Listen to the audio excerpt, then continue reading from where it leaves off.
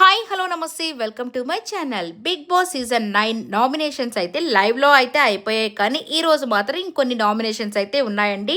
So ఇక సెలబ్రిటీస్లో నుంచి 8 మంది నామినేషన్స్లోకి అయితే వచ్చేసారు.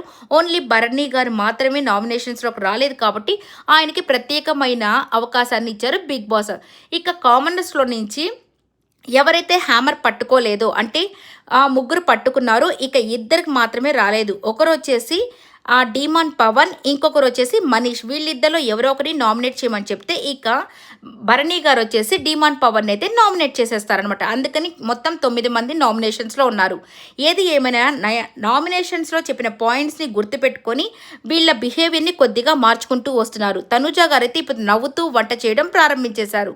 ఇక సుమన్ శెట్టి గారు అయితే ఎవరైతే యాక్టివ్గా లేరని నామినేట్ చేశారో అదే నామినేషన్స్లో టన్నల్లో నుంచి వెళ్ళి హ్యామర్ని పట్టుకొని నిజంగా ఆయన సత్తాని చాటుకున్నారు. నేను గేమ్స్ వస్తే ఎంత బాగా ఆడతానని చూపించేశారనమాట. ఇక వచ్చేసరికి ఓటింగ్లోకి ఇమ్మాన్యుయల్ అయితే టాప్లో ఉన్నాడంట.